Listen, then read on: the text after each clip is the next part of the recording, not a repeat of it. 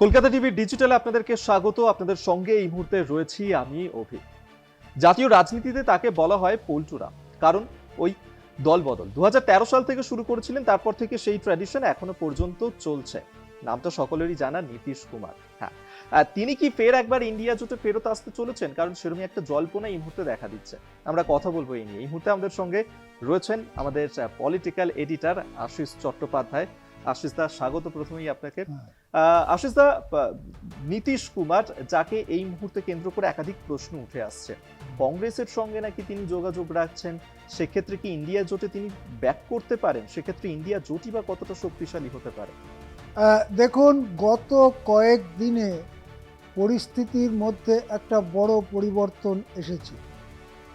আমাদের মনে পড়বে কদিন আগে যখন সংসদ চলছিল, সংসদের মকরদ্বারে বিজেপি সাংসদদের সঙ্গে কংগ্রেস এবং ইন্ডিয়া যে জোট, তাদের সাংসদদের একটা ধাক্কাধাক্কির মতো পরিস্থিতি তৈরি হয়। বিজেপি অভিযোগ করে যে তাদের দুজন সাংসদ আহত হয়েছে।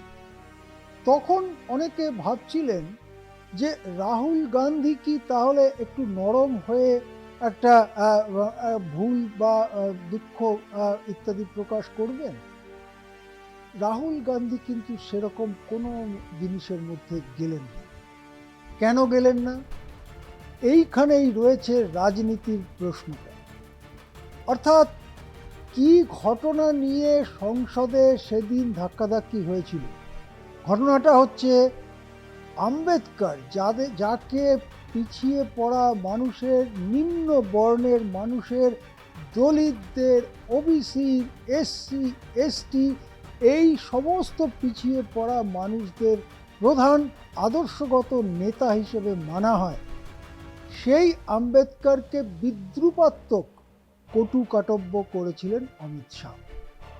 এখন ঘটনা হচ্ছে যে পার্লামেন্টের মধ্যে কি বললেন অমিত শাহ, আর এই বিপুল ভারতের 140-42 কোটি মানুষ, তারা কতটুকু পার্লামেন্ট বোঝে, কতটুকু অমিত শাহ বোঝে, কতটুকু তাদের সময় আছে, কি বললেন তার মানে কি, কার কি আসে যায়? অল্প শহরের কিছু মানুষ ছাড়া সাধারণভাবে পার্লামেন্টে কি আলোচনা হয় তা কি সাধারণ মানুষের কানে যায়? যেটা তাদের কানে যাওয়ানো দরকার, সেটাকে নিয়ে এমন কিছু করার প্রয়োজন যাতে তাদের কানে যায়। রাহুল গান্ধী ঠিক সেই পথেই গিয়েছিলেন। রাহুল গান্ধী, প্রিয়াঙ্কা গান্ধীরা যখন আম্বেদকরের পোস্টার নিয়ে মিছিল করছেন সংসদ চত্বরে, যখন ওই মকরদ্বার, অর্থাৎ একটা গেট, পার্লামেন্টের বাড়িতে ঢোকার একটা গেট, তার নাম দেওয়া হয়েছে মকরদ্বার, সেই মকরদ্বারের সামনে যখন ধাক্কাধাক্কি হয়, রাহুল যখন সেই যিনি আহত হয়েছেন বলে দাবি করছেন তাকে দেখতে যান, রাহুলকে অপমানজনক কথা বলা হয়। রাহুল সব হাসি মুখে সহ্য করেছেন। কেন? রাহুলের রাজনৈতিক লক্ষ্যটা ছিল আম্বেদকরকে নিয়ে এই রকম বিদ্রুপাত্মক মন্তব্য, যেটা রাজ্যসভায় ছোট্ট একটু 11-12 সেকেন্ডের মধ্যে অমিত শাহ বলে দিয়েছেন, কেউ জানবে না যদি সেটা নিয়ে বড় আকারের হইচই না করা হয়, বড় আন্দোলন না করা হয়। তারই একটি মঞ্চ ছিল মকরদ্বারের ওই বিক্ষোভ।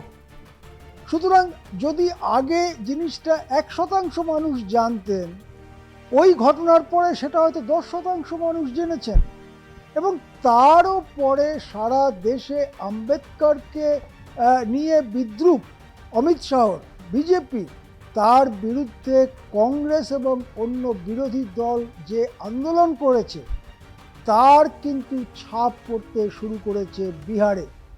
সুতরাং কংগ্রেস এরকম একটা, কংগ্রেস এবং অন্য বিরোধীরা, আরজেডিও তার মধ্যে আছে, লালু প্রসাদ, তেজস্বী যাদবের দল, তারা এমন একটা বাতাবরণ তৈরি করেছে যে বিজেপি চিরকালই দলিত বিরোধী, বিজেপি হচ্ছে উচ্চ বর্ণের পার্টি, বিজেপি হচ্ছে ব্রাহ্মণ ক্ষত্রিয়র পার্টি, যারা দলিত, যারা তথাকথিত বৈশ্য শূদ্র, তাদের দমন করে রেখেই এই যে মনুবাদী সংস্কৃতি সেটা চলে। এতদিন বিজেপি সেটা আড়াল করার চেষ্টা করেছে, কিন্তু আজকে মুখ ফসকে অমিত শাহর মুখ থেকে তাদের আসল চেহারাটা বেরিয়ে গেছে। এই কথাটা যখন বলা হচ্ছে, বিহারের রাজনীতিতে তার আসার কি পড়ছে, কি ফলাফল ফলছে? বিহারের রাজনীতিতে যারা হিন্দু, প্রায় 82% হিন্দু, তার মধ্যে মাত্র 16% উচ্চবর্ণ, বাকি সব হচ্ছে পিছড়ে বর্ণ। তারা ওবিসি, তারা এসসি, তারা এসটি, অতি পিছড়ে, তারা সব হচ্ছে পিছিয়ে পড়া মানুষ। এই পিছিয়ে পড়া মানুষরা কোন কোন পার্টির সঙ্গে আছে? আছে কংগ্রেসের সঙ্গে, আছে আরজেডির সঙ্গে, আছে নীতিশ কুমারের জনতা দল ইউনাইটেডের সঙ্গে, আছে চিরাগ পাসওয়ানের লোক জনশক্তি পার্টির সঙ্গে, আছে হিন্দুস্তান আওয়াম মোর্চার সঙ্গে জিতন রাম মাঝির। এই সমস্ত দলের মধ্যে তারা বিভক্ত হয়ে আছে। এখন অমিত শাহর এই বিদ্রুপাত্মক মন্তব্যের ফলে যদি তারা বিজেপি বিরোধী অবস্থান নেয়, আর নীতিশ কুমার যদি সেই বিজেপির সঙ্গে গলায় গলায় জড়িয়ে রাজনীতি করতে যান, বিশেষ করে 2025 সালে যখন সেখানে বিধানসভা নির্বাচন, তাহলে নীতিশ কুমারের যে ভোট ব্যাংক সেটা পুরো ভেঙে আরজেডি কংগ্রেসের দিকে চলে যেতে পারে। বিজেপির ভোট ব্যাংক অতটা নাও ভাঙতে পারে, কারণ তাদের উচ্চবর্ণ যে ভোট ব্যাংক সেটা থাকছে, কিন্তু ক্ষতি হতে পারে নীতিশ কুমারের, ক্ষতি হতে পারে চিরাগ পাসওয়ানের, ক্ষতি হতে পারে জিতন রাম মাঝির। সুতরাং এই যে কংগ্রেসের এবং আরজেডির পক্ষ থেকে বিপুল চাপ তৈরি করা হয়েছে আম্বেদকরকে অসম্মান করার ইস্যুতে, তা কিন্তু বিহারের রাজনীতির মধ্যে পালা বদলের ইঙ্গিত দিচ্ছে। সেই পালা বদল কি? নীতিশ কুমার জানে তার দলকে এক রাখতে হলে, ভোট ব্যাংককে এক রাখতে হলে বিজেপির সঙ্গে থাকাটা মোটেই স্বস্তিদায়ক নয়। তিনি বরং বিজেপির কাছ থেকে জানতে চেয়েছিলেন যে তারা কি ভোটের আগেই মুখ্যমন্ত্রী পদপ্রার্থী ঠিক করবেন বিহারে।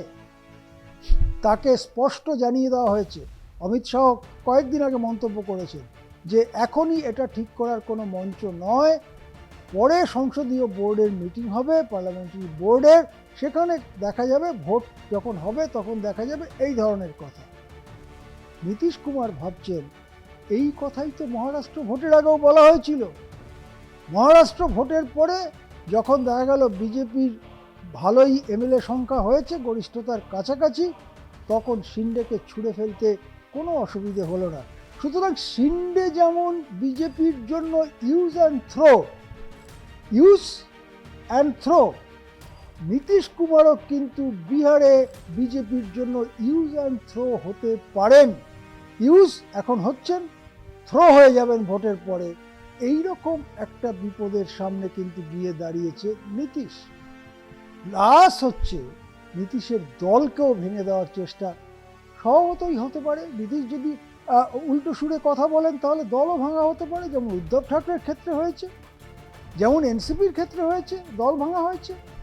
সুতরাং নীতিশ কুমার কংগ্রেসের সঙ্গে, লালু প্রসাদের দলের সঙ্গে, বিশেষ করে তেজস্বী যাদবের সঙ্গে যোগাযোগ করছেন।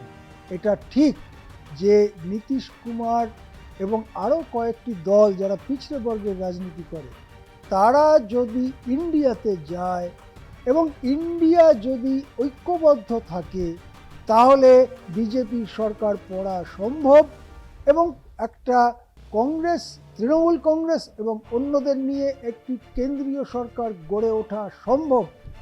কিন্তু অনেকে বলছেন ইন্ডিয়ার মধ্যে তো এত বিরোধ, এত গোলমাল, তারা কি পারবে?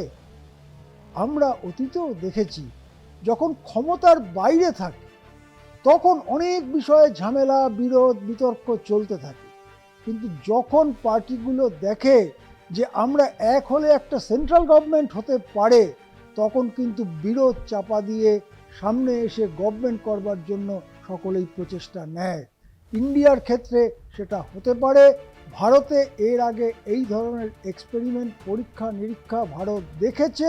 সুতরাং নীতিশ কুমার যদি এনডিএ ছাড়েন, যদি আরও দু একটা পার্টি এনডিএ ছাড়ে, তাহলে এনডিএ পড়ে যেতে পারে এবং সেক্ষেত্রে এই কংগ্রেস, তৃণমূল কংগ্রেস, আপ ইত্যাদি দলগুলো নিয়ে একটি নতুন সরকার গড়ে ওঠাও একেবারে অসম্ভব স্বপ্ন নয়।